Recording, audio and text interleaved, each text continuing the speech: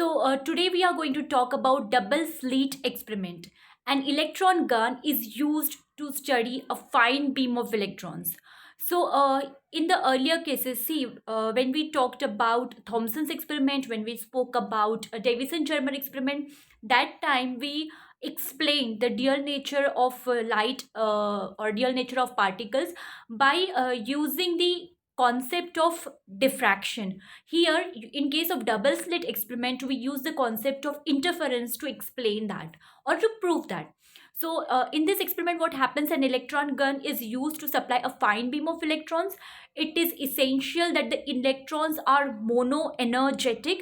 They pass through two slits S1 and S2 and produce an interference pattern on a screen, which is generally a photographic plate.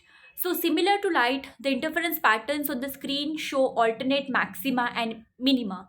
Now we know that interference, it is a typical wave phenomenon. It is a property or possessed by wave.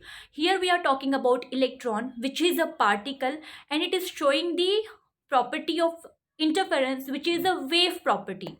Hence, the electron in this experiment have behaved like waves, thus proving the existence of matter waves. Now we know the distance between the slates plane and the screen, and the distance between maxima. So here we can calculate the wavelength of electron waves. If E is the energy of an electron in the incident beam and m is the mass of the electron, then by using the de Broglie relation, that is lambda equals to h upon p, where we know that P, it is also given by under root of 2me. We have derived this equation in our earlier lecture. So here we get the equation lambda equals to h upon root 2me, and the two values of the wavelengths calculated above are in good agreement, and hence it proves the de Broglie hypothesis. Now here, why a single simple harmonic wave cannot represent a moving particle? Now when we are talking about dual nature of light or dual nature, when we are talking about matter waves, then when we are actually talking about a particle which can behave as a wave, but when we have to represent that particle as a wave, we cannot do that by using a single simple harmonic wave. Why it is so? That is the question. Now, the experiments discussed in the previous section establish the existence of matter waves. We have discussed Thomson's experiment, then Davison-Germer experiment, and double slit experiment. So all these three experiments proved the existence of matter waves. What is the nature of these waves? That is the question. To express de Broglie waves periodically, we know that a single simple harmonic progressive wave cannot represent a moving particle. Then, since a single progressive wave does not serve our purpose, we try a cluster of waves. So calculations show that we add a large number of simple harmonic waves differing slightly in their wavelengths and moving in the direction of the particle. It leads to formation of single wave group. We can show that wave group moves in the direction of the particle with the velocity of the particle, and hence that particular wave group, it can represent the particle. If the particle is moving in x direction, the wave group formed appears as shown like this. So suppose a particle, it is moving in x direction, then we can represent a wave group like this. Okay, so this is called as a wave group, where too many waves are added which are differing slightly in their wavelengths. So the extent of the group is delta x. Now where is the particle? When we are talking about this delta x, here somewhere is the particle, but where exactly is the particle? That is the question. So we say that it is anywhere within delta x. The amplitude is higher where it is more likely to be. So when I'm talking about this amplitude, the probability of finding a particle in this particular portion, it is more, and when this is the amplitude where it is less, that means the locating the particle in this particular region, it is less. So these amplitudes represent the probability of finding the particle in this region delta x. Okay, so thus the position of the particle becomes uncertain by an amount delta x, and this delta x is called the uncertainty in the position of the particle. since we have added a large number of waves having slightly different wavelengths to obtain the wave group, and if the wavelengths lie between the lambda and lambda plus delta lambda, the momentum of the particle represented by these waves will have values between p and p minus delta p.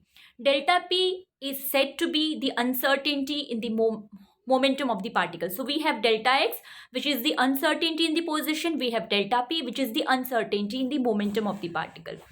Now, if when we further do further calculations, we add more and more waves, thereby increasing delta p. The extent of the group delta x decreases. In fact, it can be shown that this delta x, product of uncertainty in position into product of uncertainty in momentum, it is equals to h cross, where we know that h cross, it is given by h upon 2 pi.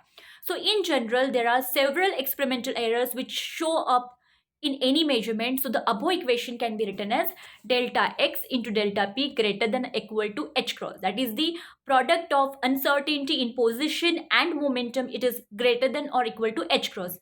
This is very important equation, and it is called as Heisenberg's uncertainty principle. Now it shows that we want to measure the position, if we want to measure the position of the particle very accurately or very precisely, there will be large amount of error in the measurement of the momentum. And if we try to find out the momentum of the particle very precisely, then in that case there will be large amount of error in the position of the particle.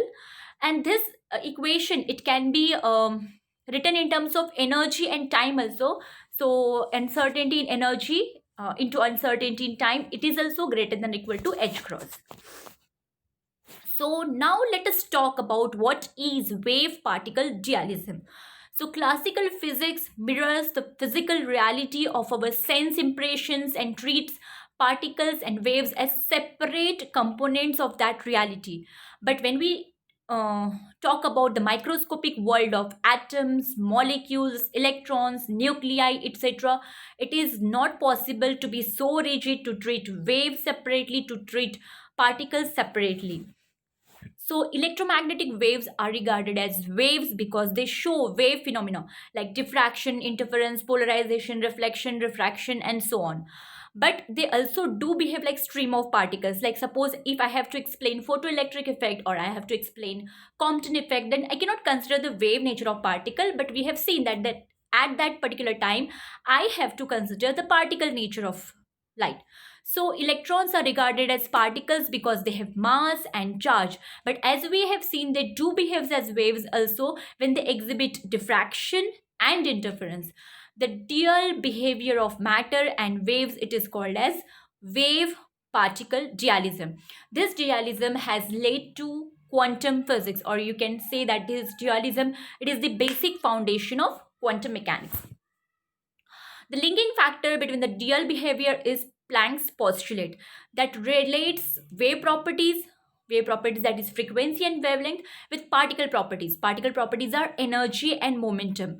A photon of light frequency nu has E, which is given by E equals to h nu, and its momentum is given by P equals to hc by lambda. So de Broglie suggested that same equations should apply to material particles behaving as waves, that is wavelength of a particle with momentum p should be lambda equals to h by p.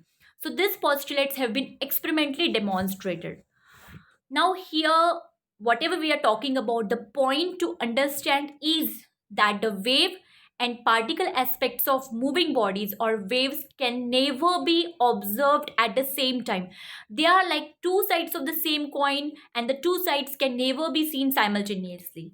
What do I mean by that is, if I have to explain interference, diffraction, polarization, reflection, refraction, all these wave properties, then I have to consider it as a wave. But when it comes to explaining photoelectric effect or Compton effect, I will have to consider the particle nature, and I cannot consider particle nature and wave nature at the same time for explaining the same phenomenon.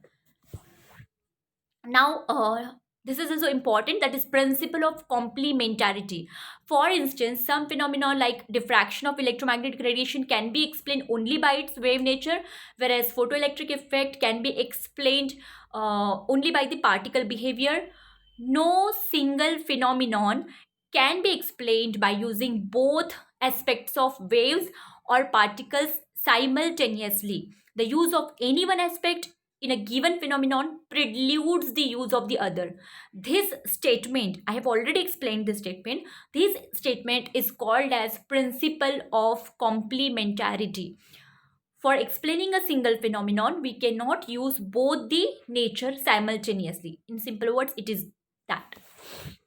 Now let us solve some problems based on Heisenberg's uncertainty principle. Very simple problems. So first problem is an electron is moving along x-axis and its location is uncertain by 10 raised to minus 9 meter.